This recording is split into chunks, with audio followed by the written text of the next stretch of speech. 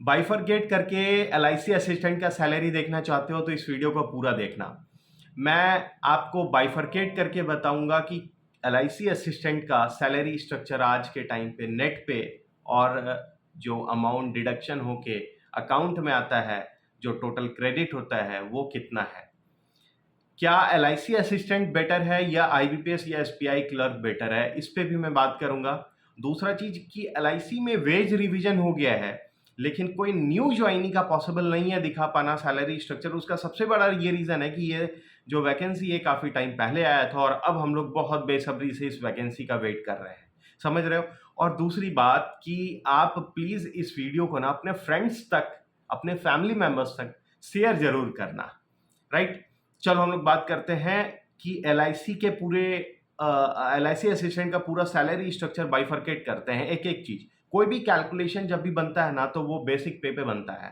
आपको जो भी चाहे डीए मिले या कुछ भी मिले, वो सारा का सारा कैलकुलेशन ना बेसिक पे ही कैलकुलेट किया जाता है। कोई प्राइवेट ऑर्गेनाइजेशन में काम करता है और प्राइवेट ऑर्गेनाइजेशन में ही अगर अपने आप को स्विच करता है, किसी और ऑर्गेनाइजेशन में जाता है, तो जो वो डिमांड करता है कि मुझे 30% हाइक चाहिए, वो उसके बेसिक पे कैलकुलेशन किया जाता है, उसको हाइक दिया जाता है। और यही सेम चीज हम लोग पीएसयूज में भी देखते हैं। आज के टाइम पे अगर एक एलआईसी असिस्टेंट जो भी वर्किंग है, ठीक है, और उसको जो बेसिक पे दिया जाता है वो करीबन ये मानो कि 54,000 का बेसिक पे दिया जा रहा है, 54,300 रुपए का। एक बात और गौर करना कि बहुत चीज डिफरेंट होगा बैंकिंग में जो हम लोग सैलरी स्ट्रक्चर को बाइफरकेट जब करते हैं तो, और एलआईसी में जब बाइफरकेट करेंगे तो यहां पर एक कैडर स्पेशल अलाउंसेस दिया जाता है जो 4,000 रुपए का है, ठीक है। और इसी के साथ आपको एक टेक्निकल एग्जाम अलाउंसेस दिया जाता है। जैसे कि हम लोग एग्जाम देते हैं बैंकिंग में, जेआईबी, सीआईबी, ये सारे एग्जाम दे करके अपने इंक्रीमेंट को हम लोग लेते हैं। उसी तरीके से एलआईसी में है टेक्निकल एग्जाम अलाउंसेस जो कि 2,400 रुपए के आसपास का है। डीए जो कि मैंने बताया कि बेसिक पे ही कैलकुलेट किया जाता है, डीए है 6,058 रुपए का। एचआरए दिया जाता है, एचआरए दिया जा रहा है लगभग 4,000 रुपए का। ट्रांसपोर्ट अलाउंसेस है वो 1,200 रुपए का, और फिर कैश अलाउंसेस है 280 रुपए का। और ये अगर पूरा मैं कैलकुलेट करके आपको बताऊं कि जो पूरा कैलकुलेशन बनता है वो बनता है 72,300 रुपए का। मतलब 72,300 रुपए तो आपको ग्रॉस अर्निंग दिखाया जाता है एलआईसी असिस्टेंट में। क्लियर है ये चीज। मैं इसका ना आप लोगों को डिस्क्रिप्शन में भी दे दूंगा, वहां पर भी जाके देख लेना जो मैंने बताया है। इसके बाद कुछ डिडक्शन होता है, तो वो डिडक्शन कैसे होता है। सबसे पहले देखो कि आज के टाइम पे एनपीएस का डिडक्शन होता है। मैं हर वीडियोस में डिडक्शन में सबसे पहले यही बताता हूं। एनपीएस का जो डिडक्शन है वो ऑलमोस्ट आपका 6,200 रुपए का है। फिर कुछ इनकम टैक्स का डिडक्शन है जो कि करीबन 4,100 रुपए का दिखाया गया है। मेडिक्लेम का डिडक्शन 300 रुपए का है। जीआई स्कीम, अब जैसे आप एलआईसी में काम कर रहे हैं या बैंकिंग में काम कर रहे हैं, एलआईसी में क्या होता है कि आपको ऑलरेडी इंश्योरेंस एलआईसी की तरफ से प्रोवाइड किया जाता है। काफी हाई प्रीमियम, काफी हाई सम एश्योर्ड का प्रोवाइड किया जाता है, लेकिन उसके लिए प्रीमियम एक नॉमिनल सा काटा जाता है।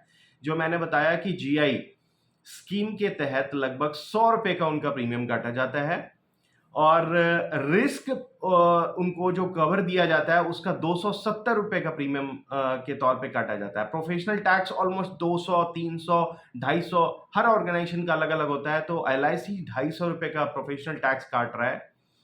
और जीआईएस प्रीमियम 1,755 रुपए का जीआईएस प्रीमियम काट रहा है। मैंने बताया ना कि बहुत तरीके का इंश्योरेंस कवर आपको प्रोवाइड किया जाता है, फैमिली के लिए, हेल्थ के लिए, टर्म के लिए, तो इन सब का अलग अलग डिडक्शन होता है। अच्छा, अब जैसे बैंकिंग में आपको फेस्टिवल अलाउंसेस दिया जाता है, यहां पर आपको होली एडवांस दिया गया, ठीक है।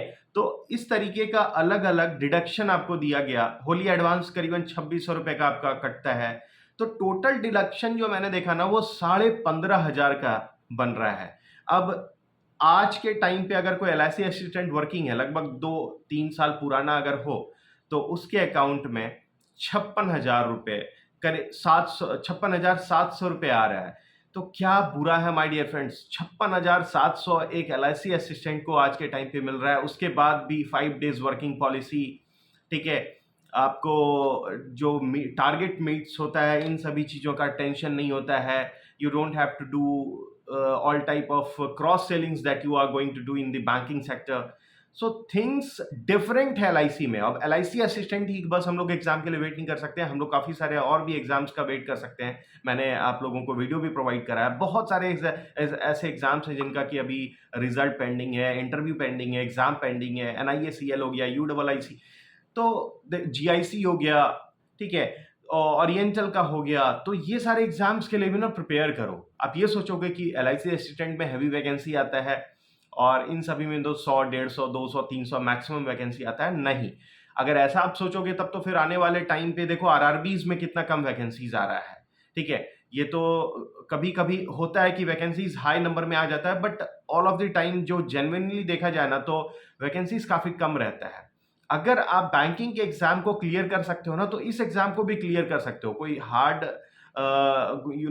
बहुत ज्यादा डिफिकल्ट नहीं है, लेकिन ना थोड़ा सा इंश्योरेंस का आपको नॉलेज होना चाहिए, और वो तो बहुत इजीली आप 1-2 महीने भी लग जाओगे तो हो जाएगा।